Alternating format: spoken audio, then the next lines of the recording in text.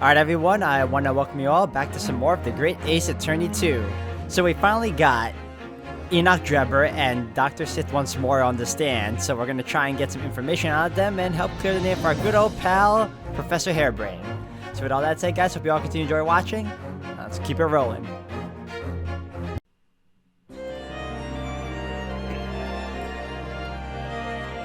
Alright everyone, and we are back. I'm disappointed in you, Lord Van Zeeks. You've completely betrayed the agreed policy of both Scotland Yard and the prosecutor's office. Betrayal is not in my nature as long as the truth isn't compromised.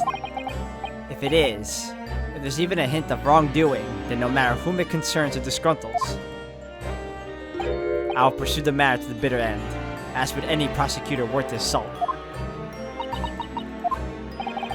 Mr. Drebber, you took the victim's life by means of a machine that you constructed in your workshop. And Dr. Sithe, as the investigating coroner, you were the first on the scene to examine the victim's body.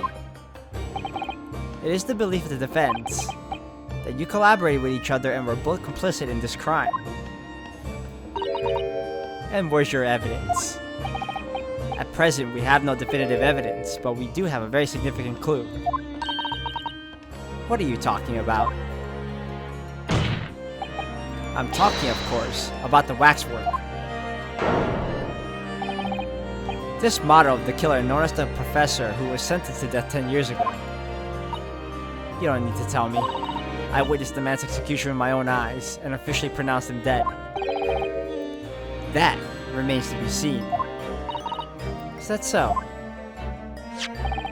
According to newspaper reports from the time on the night following his execution, the killer came back to life. Don't waste my time.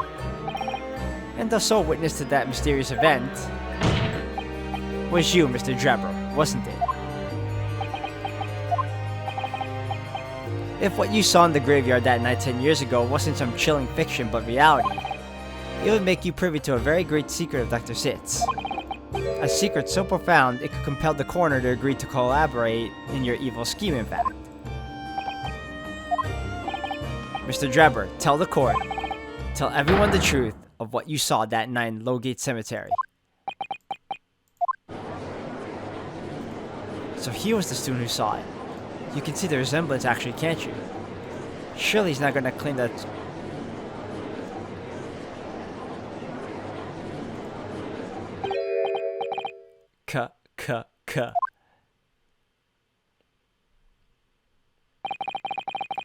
What an interesting twist. When at the time, not one person would take me seriously. Yet now here we are, 10 years later, and suddenly my story matters. And in a court of law, too.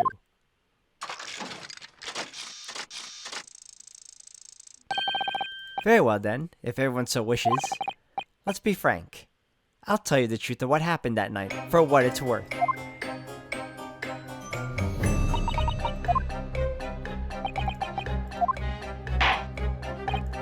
So, Mr. Drebber, your testimony, please, about the events of that night 10 years ago. You will tell the court exactly what you stumbled across in Lowgate Cemetery. Yes, of course, as you wish.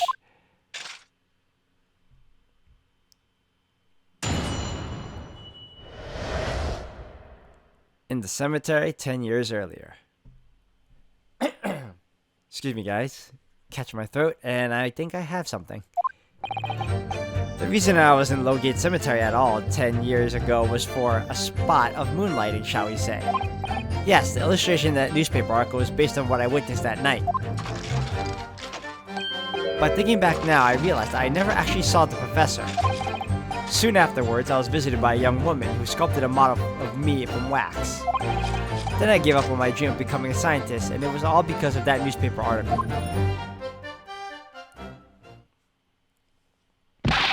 Wait a minute, you're claiming you didn't actually see the Professor now. Of course, you have to have a screw loose if you believe a corpse could come back from the dead. But, so you're saying this article is not worth the paper it's printed on? I think that would describe it perfectly, yes. the detail... Excuse me, guys. Ooh. If the details in the article aren't true, it nullifies your argument for why Mr. Drebber and Dr. Sithe would have been working together. So he's discrediting himself to cripple my argument. Tell me, witness. You claim to have been in the cemetery on some auxiliary business. Can you elaborate?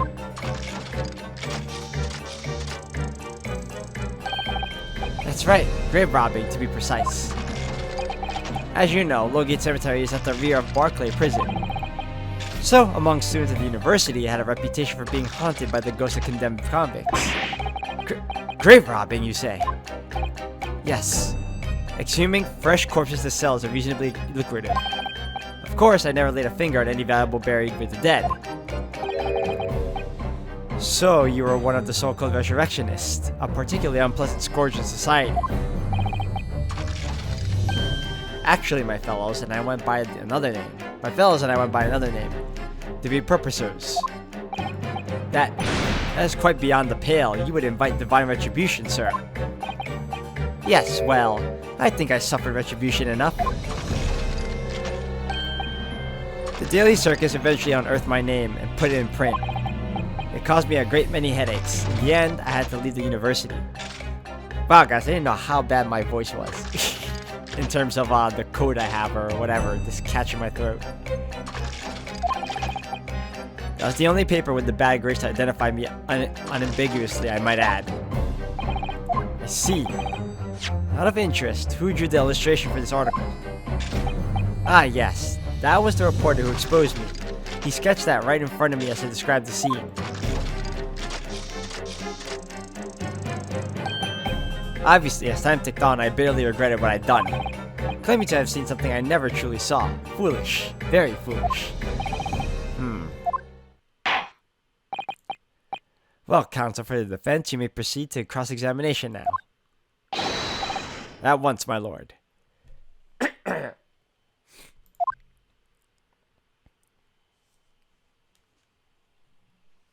Alright, it's my go. The reason I was in Lowgate Cemetery all 10 years ago was for spot moonlighting, shall we say. The illustration of that newspaper article was based on what I witnessed that night.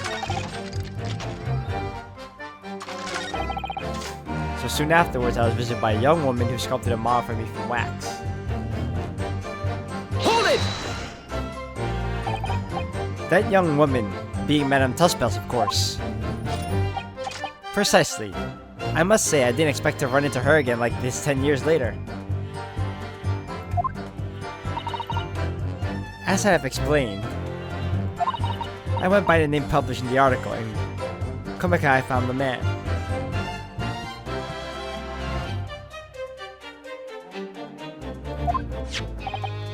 Yes, the article in the Daily Circus, I think you said.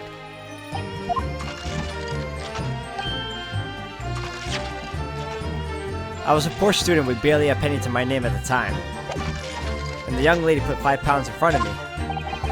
So you readily consented to having a waxwork of yourself made and gave permission for it to be put on display. I did.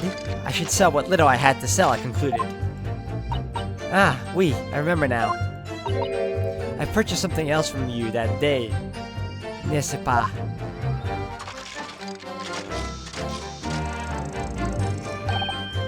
Did you?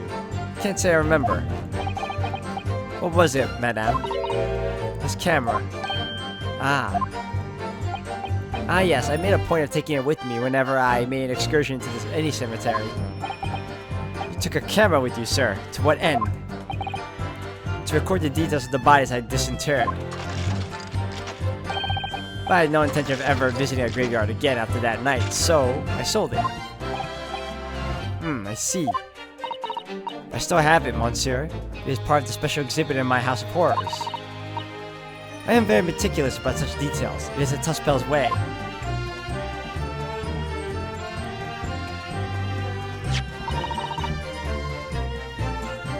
It would seem, then, that this is the very camera Mr. Drebber took with him to Lowgate Cemetery on the night in question. Yes, interesting.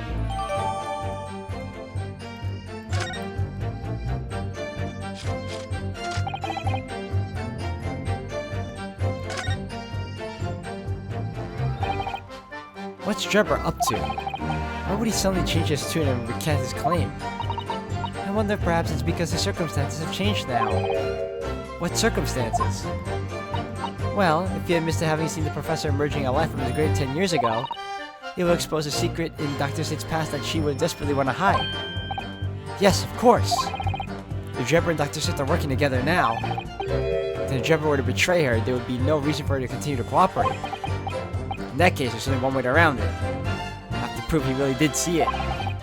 Prove he really did see the professor's corpse coming back from the dead as he originally claimed. Yes, Mr. Naruhodo, exactly.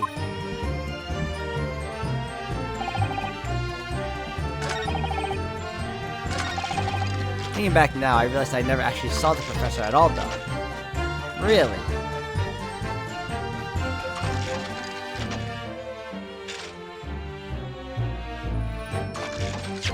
Let's present something.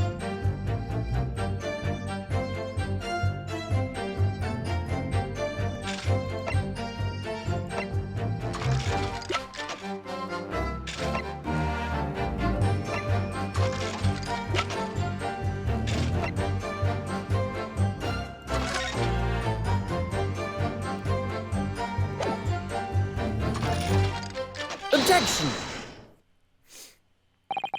Sorry, Mr. Drebber, but I don't believe that. Don't believe what? Your latest claim. You did see the professor in the night 10 years ago. Oh dear, we seem to be at odds, but I was there, and you were not. I know what I didn't see. The illustration with this article was drawn based upon what you told the journalist that you witnessed. A figure emerging from the tomb wearing an iron mask. Yes, when the killer was tried 10 years ago. It was decided in the closed court's ruling that the man would wear the mask to hide his identity. It wasn't to be removed even during its execution and subsequent burial. Not even the prison warrants were to see the man's face. But obviously, the provision of this mask was not public knowledge. So, Mr. Drebber, as you've just heard... A lowly student of the University of London certainly wouldn't have known about the condemned man's mask. So unless you actually seen the professor that night, it's inconceivable that the artist would have concluded the mask in that illustration.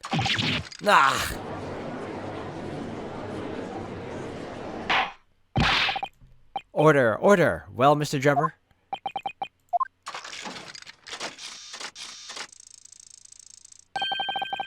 It's a vile scene, isn't it, if you look closely?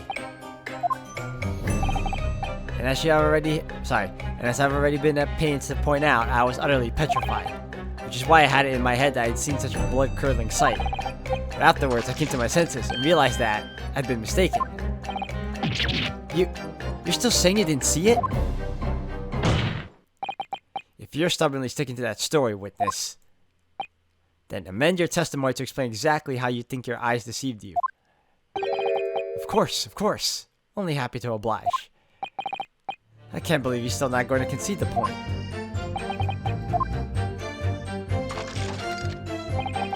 What I in fact witnessed was a fellow grave robber at work. Hold it! A fellow grave robber? What are you talking about? Well, I wasn't the only one busy in the cemetery that night, you know. Other body snatchers were at work. Of course, when I saw one emerging from the hole he dug, my heart was very nearly stopped. So that's the terrifying sight I actually saw, you see. You're claiming it was just another student on equally insalubrious business as yourself? Many of the medical students would wear metal masks to protect them from bacteria during dissections. Clearly, the fellow was using such a mask to protect his anonymity. Wouldn't you say? Objection! But there's more to the story, isn't there? The article goes on to say, in the next second, a gunshot rang out suddenly from behind. The bullet pierced the resurrected man's chest, whose breath then stilled once more. We might assume that the sexton discovered the miscreants at work perhaps and fired upon one of them. If a gravedigger had shot someone in the cemetery, I think it might have been rather big news, my lord. Ah, yes, well. I can only assume it was an embellishment bolted on later by the reporter.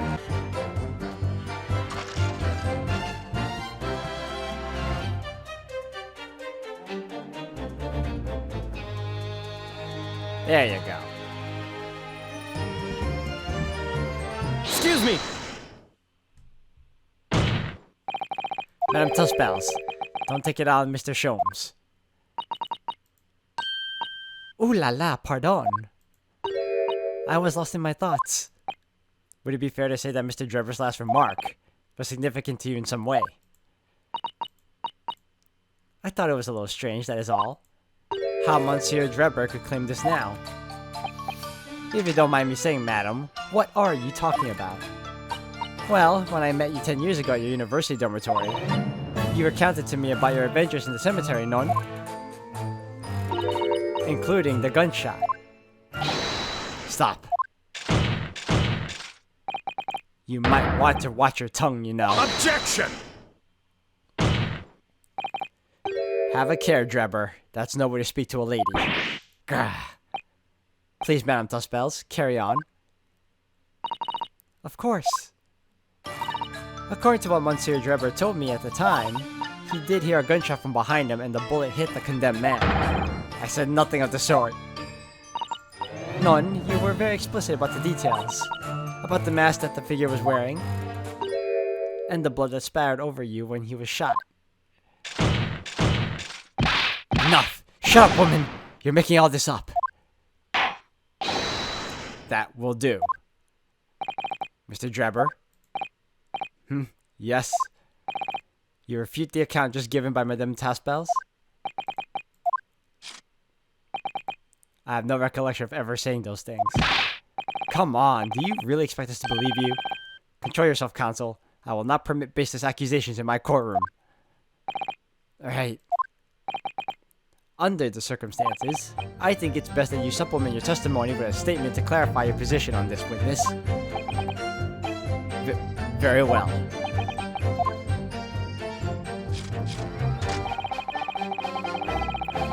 There was no gunshot from behind me at all, nor any spattering blood, sorry.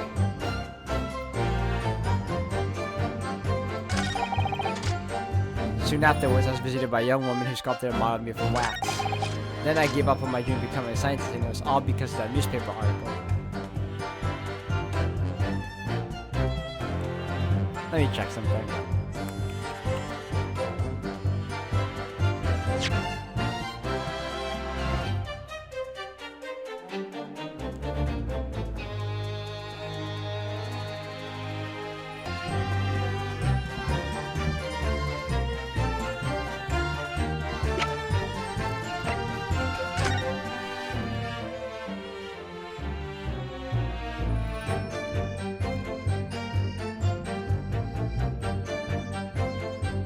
Let me take a look at this camera for a second.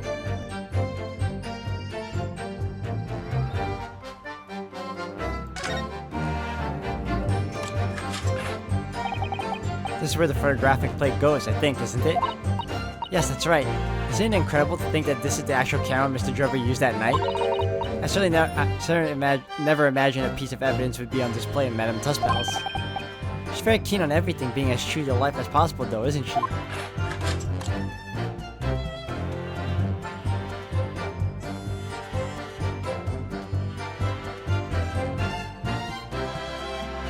Let's see what else.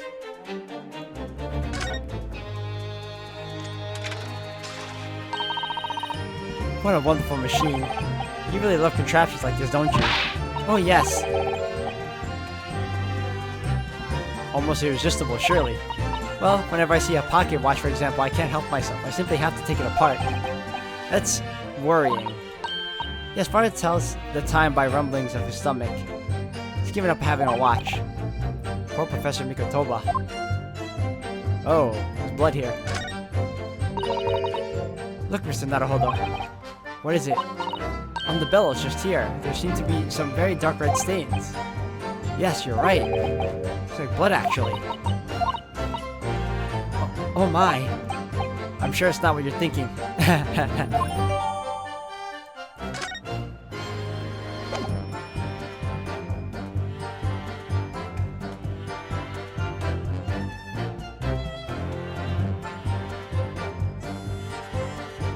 Alright, let's go through this again.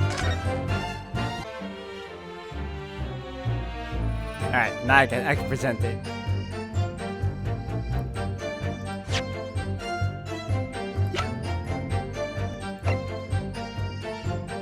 Objection! Mr. Drebber, do you remember this camera? But that's the camera from that fateful night. Yes, we borrowed it from the House of Horrors. It's the camera you took with you to the cemetery that night, Mr. Drebber. And is that supposed to be significant? This kind of camera is rarely seen in our homeland, so my colleague and I were keen to examine it closely. We noticed that the lens extends forwards at the end of some bellows.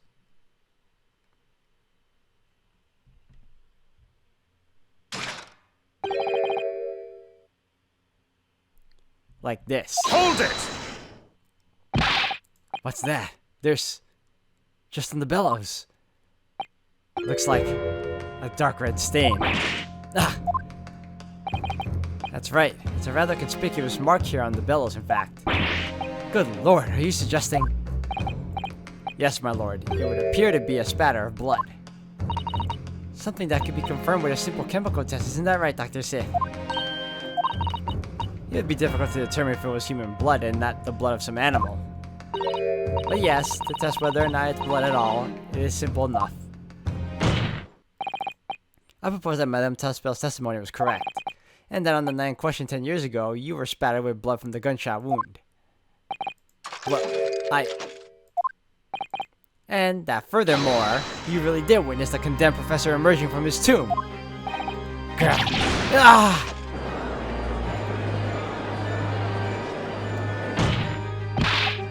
There's simply no way you could have forgotten such a traumatic experience. In other words, the only explanation is that you're trying to hide the fact that you saw the professor that night. Objection! But why? Why would he want to do that?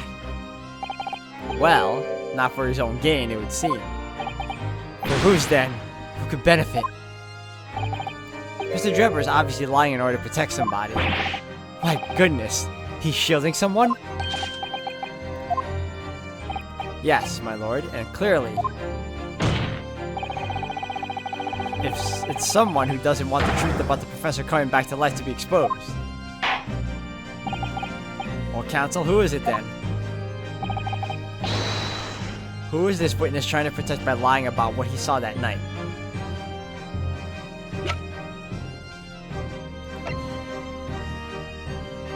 Take that!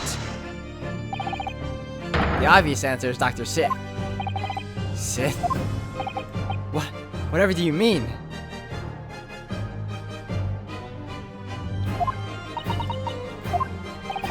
Imagine if the convict who'd been sentenced to death was not in fact killed. Imagine if that was to come to light. What are you insinuating? And imagine if the convict in question was the country's most hated mass murderer. If it was the professor, that would be an unprecedented scandal. Objection! This is beyond a joke. Need I point out that the dead cannot come back to life? What you're suggesting would mean that the execution never actually happened.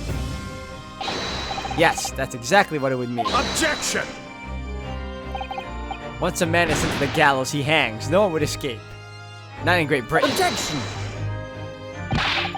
But the fact is, there was a witness to the fact that the man did escape his hanging.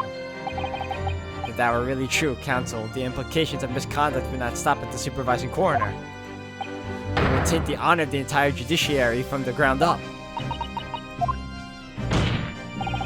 And it's exactly because of those monumental repercussions that Dr. Sithe would consent to any demand made of her by someone who threatened to expose the secret, even if that meant being complicit in a crime. You mean... I mean that Dr. Sithe wasn't collaborating in Mr. Drebber's wicked scheme. She was coerced into collaborating in order to protect her decade-old secret. She switched the dead body of Mr. Asman with the waxwork model and fabricated the autopsy report. Ah!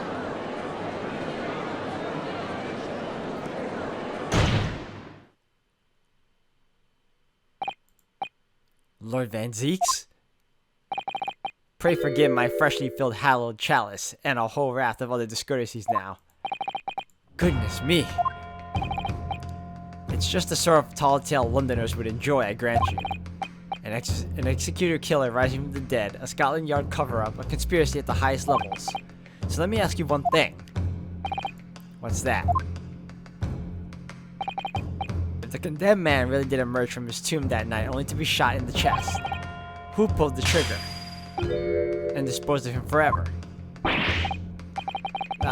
Well, I have no idea at the moment. We have too little information to work that out at present, I think. I couldn't agree more. The Old Bailey is no place for wild fantasies. And have you considered this, my learned Nipponese friend? Considered what? Do you realize just what a dangerous endeavor it would be to coerce this woman to such a criminal activity? It's tantamount to declaring war on the entire British police force and judiciary. Quite. Hard to imagine any sum of money being offered for research could warrant it. To rely on some stage deception when so much is at stake would be madness. Well, I suppose. And this was no petty crime either. The victim was murdered. A man who already invested money in the venture. And would be instrumental in future profits too. Yes, I had no reason to kill Mr. Asman at all. Or are you forgetting that his death results in me receiving not a single penny? The court is already aware of the contract between myself and the victim, no?